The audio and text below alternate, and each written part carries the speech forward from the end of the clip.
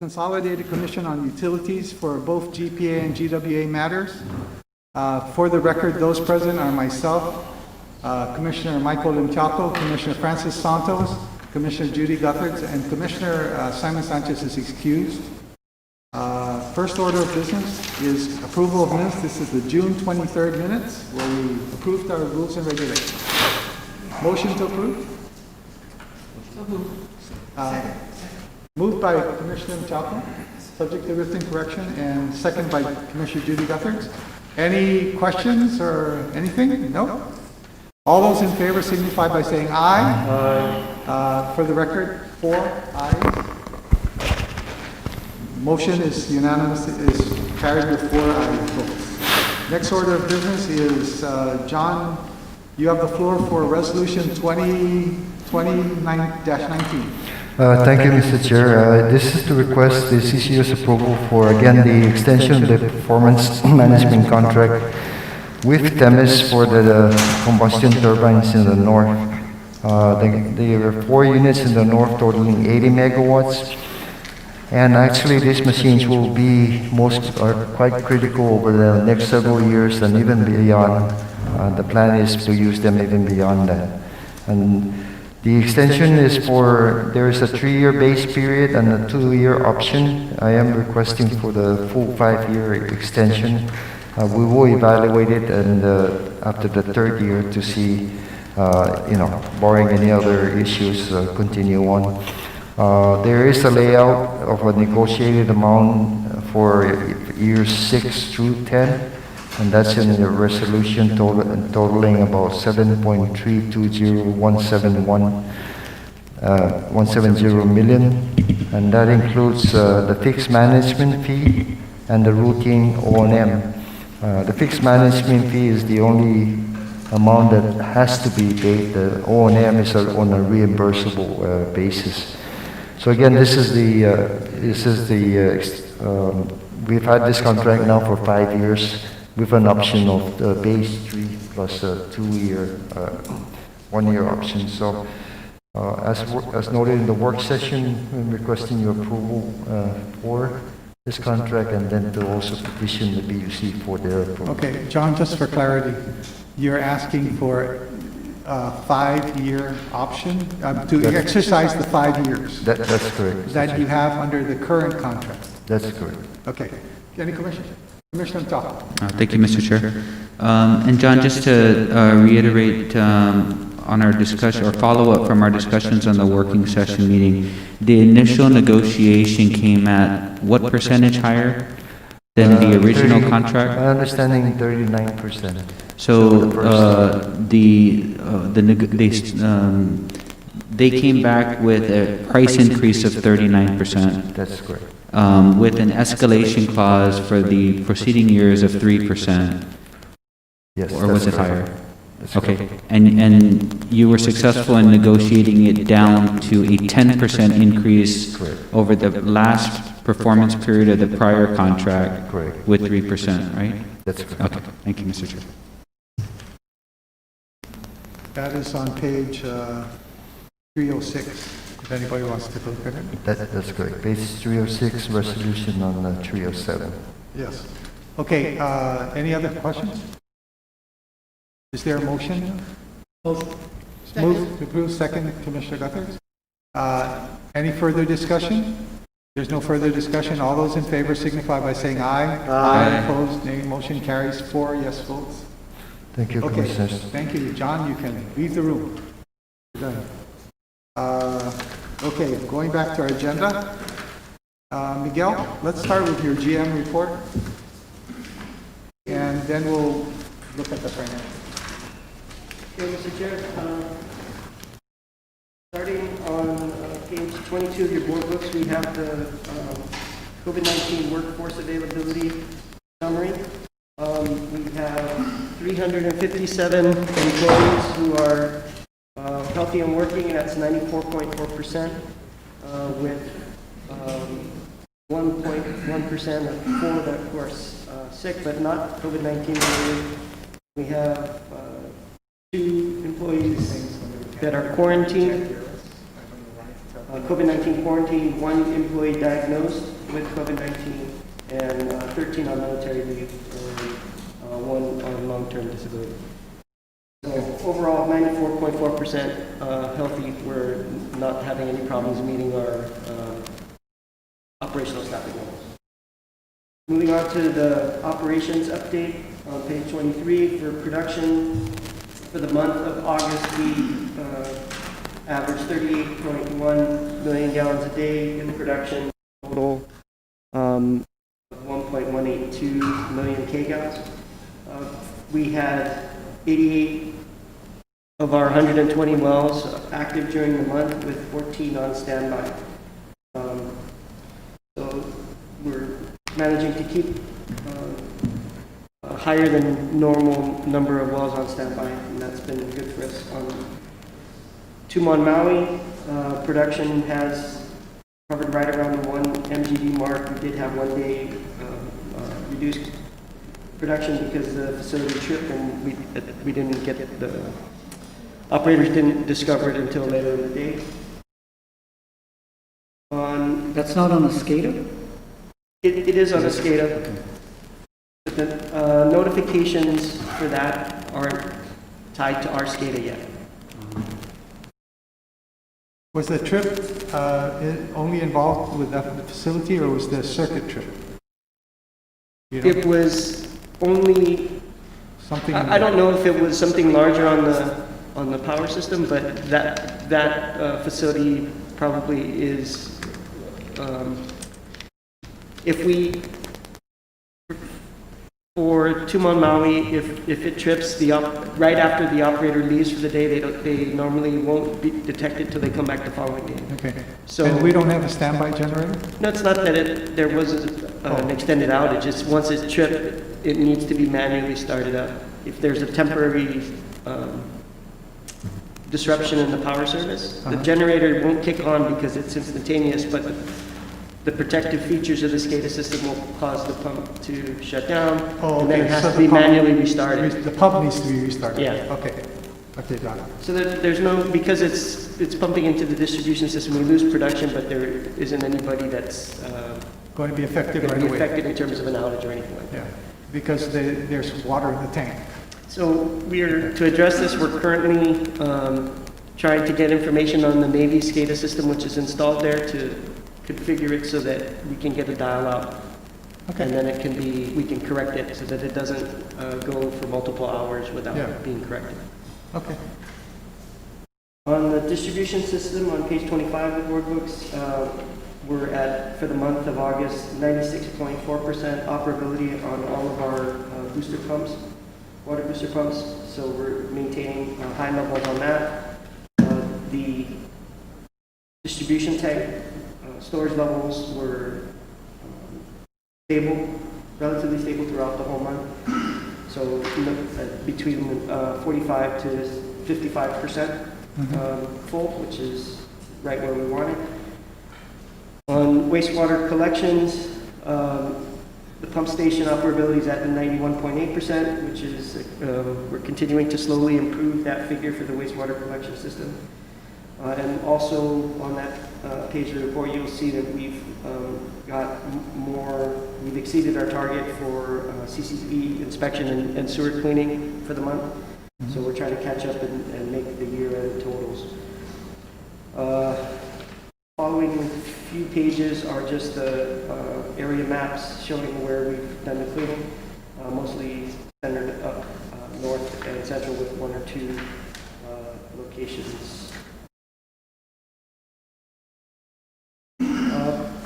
On page 32, the wastewater treatment summary, we had 11.35 MGD average daily flows during the month of August. We treated 947,000 pounds of sludge and disposed of it at a cost of $85,000. You'll notice the Northern District sludge is high. We've been processing sludge from the existing digesters that have been out of service as part of the upgrade project. Those are going to be repurposed, and so the sludge that was in there, we're processing to get it out to clear so that the contractor can work on the refurbishment of those. So those numbers are rather high. We're also working on an analysis to correlate rainfall for the month and compare it to the flows that we've seen in prior years for Northern District to see what improvements we're getting in the reduction of I&I now that we've completed the interceptor project. And preliminary indications are that it looks as there's been a significant reduction in I&I, which we were hoping for, so that's good news. When I have better numbers on that, I will provide a summary. I noticed with the heavy rain that we had, Agate is really working well. It is. It handles all the heavy rains. We do have sufficient equalization tank storage there for those surges, but you'll notice on that chart, for example, in the month of August, where we did have some heavy rains, the top gray bar is the Agate plant, and you can see based on the drier months, the flows are kind of heavier. August is significantly more because of the rain, so that's we still have an I&I problem at Agate in the collection system that we need to resolve. Okay. On asset management, our total PM to CM ratio, 36% corrective maintenance, 64% preventive maintenance, which is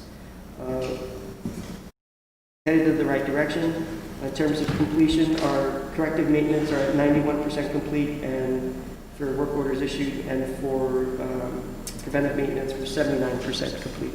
So still need to do a little better on completing the PM work orders. On page 15, this is a collections report for backbill accounts up through August of this month. This is page 35 in the board books. Right, I'm sorry, page 35 in the board book. So walk us through this. Your total uncollected active is 1.2 million, So and your inactive is 187,000. total uncollected inactive, yes. And it's for this fiscal year, it's at 11,000. For fiscal year, the bulk of this is for fiscal year 2019. And then total uncollected on active accounts, 1,241 accounts, a total of 1.29 million. And the amounts collected, 3.3 million total for 11,000 accounts. Are you just about finished replacing all those meters now? We are done. We did the last one in, was it last month? When? Last month. Last month, okay. Yeah. Okay. Moving on to page 36, the one Guam update, just to give you some additional news here. We are on 2 Maui well. We worked with the Navy to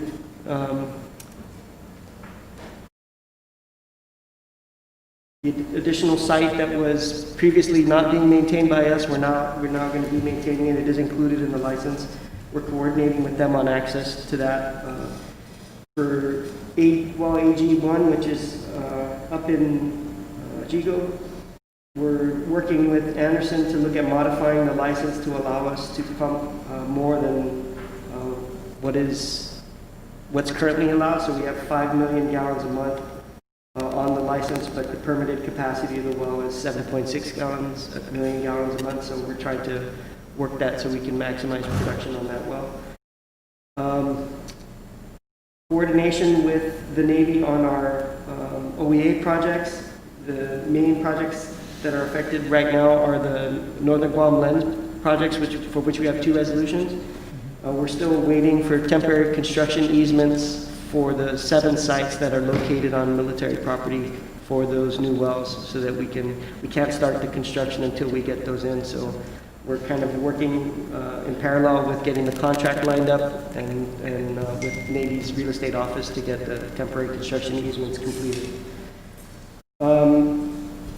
Related to our water rates with the Navy, I did meet with our One Guam counterpart to discuss preliminarily the utility service agreement between GWA, in which we look at bulk water rates or some form of reduced rate for the utility, and also an offset agreement. So we're starting discussions on that. We've only touched on it between myself and my counterpart, and once we get a framework lined up, that'll be sent up the chain on both sides to see where we can reach some agreement before it's presented for final approval.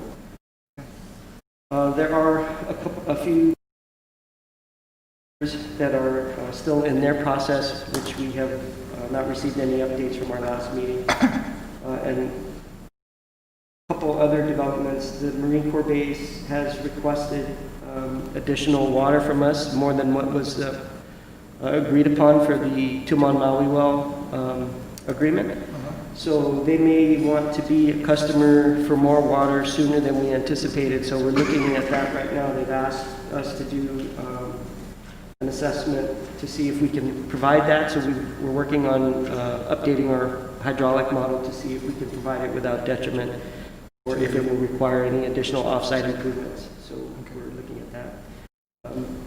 We do have a agreement for property that GWA owns in the Seti Bay area, and we provided the Navy access in order for them to do a mitigation project and forestation, and they need to extend it. Their requirement is to maintain it for another 10 years, so they're asking for an extension. We're trying to work out that agreement, and we anticipate we should be able to get it done this month. Moving on to page 37, the court order summary. This is not going to change. We are at 98.9% complete. The one remaining court order item is the reservoir projects, which you know we are currently working on. Will be late. On the next page, summary of with a lot of rain that we saw in August, we did have several SSOs.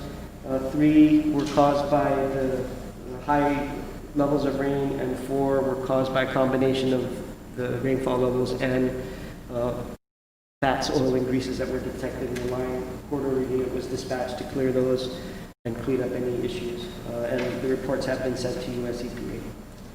Are these the usual areas where you have problems, or are these Some of them are new? Repeats. The Barragata one is likely a repeat, but some of them in Dedido, those are not typical. They're not hot spots, but they were caused by I see fog. Yeah. Maybe fats, oils, and grease cause you a problem. Okay, Right. got it. We're also starting to see rags in the collection system, and I would guess that more people are using wipes and flushing them. Some of them are not flushable, so we're starting to see, I think, more of that as an issue. Okay. Land acquisition summary, we did have one positive movement on the airport tank project. There's a sliver of property there that we've been trying to acquire a portion of in order to ensure access to the tank site from a private property owner, and there's been a little bit of movement. I think we have tentative agreement. It's just pending legal review by their attorney, so we're hopeful that will move forward and we can move on getting the airport project released. The leak repair summary on page 20, numbers are still below 20 at the end of the given day, which is good. The guys are working hard to keep that number low. And that pretty much rounds out the GM report.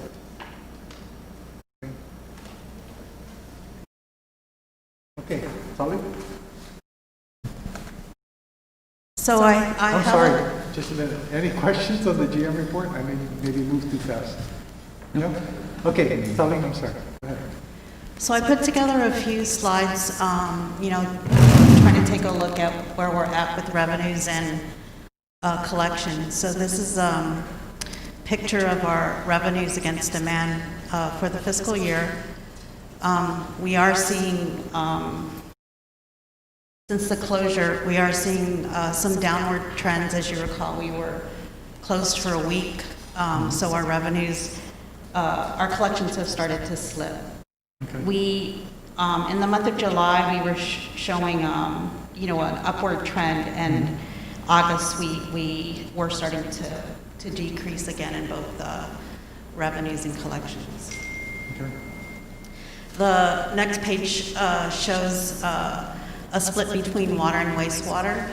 And as you recall, even though we're seeing an increase on our residential consumption because wastewater is billed to our residents as a flat rate, that's why you see the reduction in revenues. Okay, if we can go to the next page. This breaks it up into the 120 days, current, 90 to 120, 30 to 31. So typically our current AR balances are above 50%, and our over 120 days tend to range around 30%. So this is an overall picture. And if, as I mentioned, if you take a look at August, we are seeing we are seeing a downward trend in our collection rate. Okay. So what I did, if you can go to the next slide, is we tried to break this out by customer class. So this is a picture of our residential revenues. For the month of August, our collection rate went down to 86%. And that's the second lowest for the year. The only lower month was April. The next page has hotels.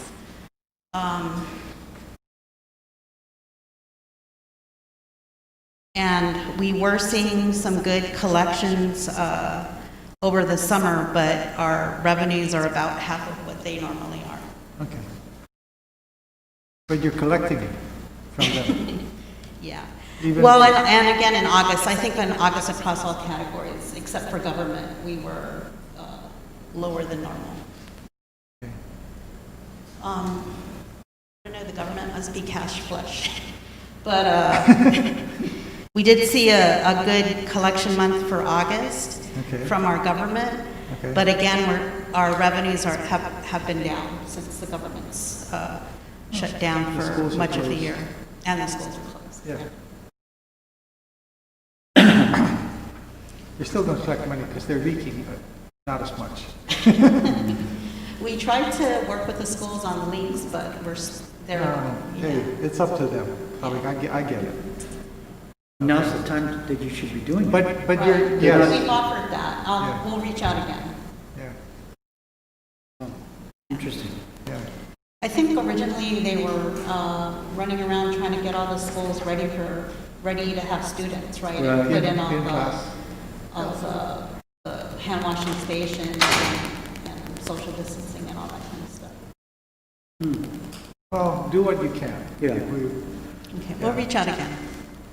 But so therefore, if I'm reading this right, they're not behind. The government's not that far behind. They're getting better in payments, and I think they're able to catch up because their bills are much lower than. Sure. Okay. Next Commercial slide. one is our bars without dining and our stores. This The took a hit. collection rate than July. It's in July. They're just not paying. Just fine. But they're using the water. Commercial two is what? Yeah. Commercial two are laundries. Okay. The collection rate for August was 46%. Right. And three is what? 3 is bakeries and restaurants. They should be doing better. Selling a lot of big stuff. The revenues went up in August, but the collections went Collections down. down. Okay. And then the next next slide is just a snapshot of our revenues against expenditures. Next deck is the financial indicators, which is also on the third page of the summary, so if you can see it a little better. So our cash on hand is still pretty good. It's at 291 days. Oh, So we are trying to manage our expenditures based on the cash that we have. Our accounts receivables days went up to 49 days, and although we are turning around our invoices, and our AP days are 32. We're holding on and not hiring, so our FTE level went down by 1. okay. Is there anything else? Got it. That's it, unless you want to walk through the financials. We are seeing people move more and more towards, using online and automated versions of payment, but, I think that's also partly due to our closure for a week. Going back to P-Core 1. Yeah. Are people also paying at the banks, I wonder? If those are open? Well, the banks were also closed, right, for a week? For a week, yeah, for a little while. That's right. And I would think that most people are trying to avoid the lines, because the lines are still pretty long. That's at the post office. Never mind. And Bank of Guam. Yeah, okay, cool. Okay, if there are no questions, let's go, Miguel, to your resolutions, I guess. Okay, Mr. Chair. The first one up is Resolution 36 FY 2020, and this is approval for Task Order 7 of the IDIQ contract for professional project and construction management services. Essentially, the work that's required under this task order will assist us in completing our negotiations for the consent decree and cover some of the hydraulic modeling work associated with the requirements of that consent decree. The total task order is $325,000 with a 10% contingency of $32,000, so we're looking at $358,000 for that task order. We have a balance of $166,000 not yet allocated to a task order under the authorized amounts under the IDIQ contract. Okay. So what we're seeking is an additional $192,000 to be added to cover the task order 7 scope of work and contingency. So the total Bring it up to 1.9. 1.9 million for the total for the IDIQ. This is necessary in order for us to advance the negotiations on the consent decrees. So we're looking forward to your approval on this. So moved, Mr. Chairman. Is there a second? Second. Second, Commissioner Chapa. Any further discussion? No, Mr. Chair. No? Okay, all those in favor signify by saying aye. Aye. The chair recognizes the vote of 3 ayes. Commissioner Chapa, Commissioner Duffers, and myself. Commissioner Santos stepped out of the room for a minute. Okay? Next resolution. Thank you, Mr. Chair. The next one is Resolution 39 FY 2020, and this is seeking the board's approval for an increase in funding for the construction management contract for Tumon number 2, Hyundai Chop number 2 tank and system upgrades. As you recall, in the work session, they indicated that when we originally awarded the CM contract, only 2 of the tanks were authorized, and subsequently we authorized a change order to the construction contract to add the Child number 2 tank and some additional distribution system work. So this change order seeks to cover the additional scope for Child number 2, the additional distribution system work, and to cover additional time that is required because of some unavoidable delays, mostly related to the pandemic and permitting issues, as well as the difficulties we've experienced in make the inner time to the locations for to make those tie-ins. So what we're looking for is an additional 1 million to supplement the available contingency funding that is still authorized under the contract. So the current contract is 1.9 million. The change order proposed for this is 1.2. There's 200,000 additional contingency available, so we're looking for an additional authorization of 1.065 million, which will bring the total available funding to 3.2. This is all bond funded? Yes, this is bond funded. This is bond funded, right? Okay. Move to approve. Move to approve. Second. Second. Any further questions? Mr. Chair, just one question. And Miguel, this includes an additional 10% contingency on top of that, or not? There was an additional contingency, but I don't think it was. Oh, that's right. I think in the working session you clarified that as a lower percentage, right? Right. Does this complete the Nissan tank? Are you almost done with that? This is intended To complete it, right? to provide the services to bring that portion of the project to completion. Okay.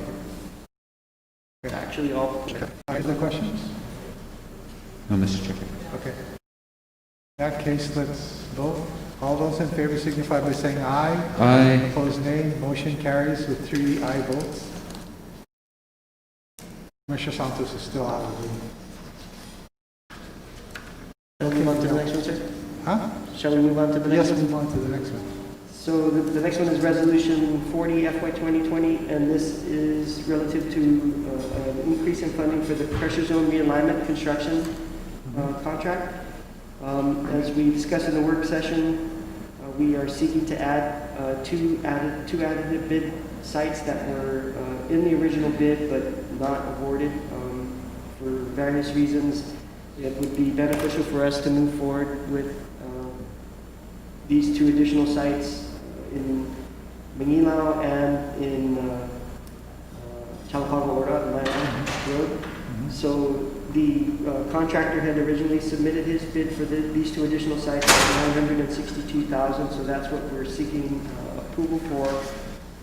There is current contingency funding available of $412,000, so we're seeking the balance of $550,000 plus $467,000 to refurbish or restore the contingency. So that would bring the total authorized funding amount to $5.549 million. And this is also bond funded, and I think there's some grant funding also being applied. And I think Commissioner Tiago, from the work session, you had a question about the percentage of funding that was being provided by the grant. Based on the research that we did, 52% of the total funding would be covered by grants. Okay. Motion to approve. Motion to approve. Is there a second? Second. Second, Commissioner Santos. Any further questions or discussion? No? All those in favor signify by saying aye. Aye. Opposed, nay. Motion carries with 4 aye votes. Yeah, at this time, Commissioner Santos, did you want to vote on the 2 that you were Aye. Aye on the others? I'm bold.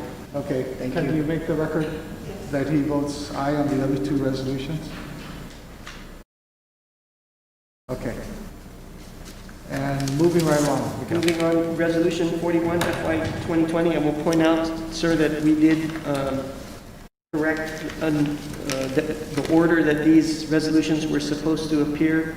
So they're reversed from what was presented in the work session, but they're the same resolutions. All we did was change the order so it made more sense in terms of the funding, which I will go through presently. So Resolution 41 is seeking approval of the Northern Guam Lens Aquifer Monitoring Wells Rehab Project. This is rehabilitation of existing monitoring wells that are used to monitor the Northern Guam Lens Aquifer. This is an OEA grant-funded project.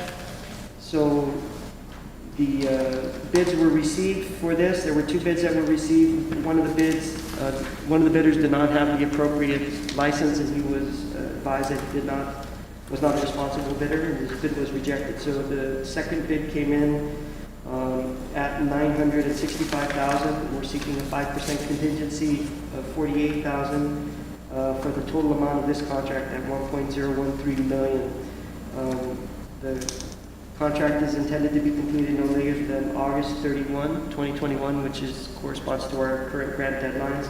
As I mentioned, the funding is OEA grant funding, and all of this amount can be funded from the existing grant. Okay. Mr. Chair, motion to approve resolution number 41-FY 2020. Second, Commissioner Santos. Any further questions? No? All those in favor signify by saying aye. Aye. Opposed, nay. Carried with 4 aye votes. Okay, Miguel.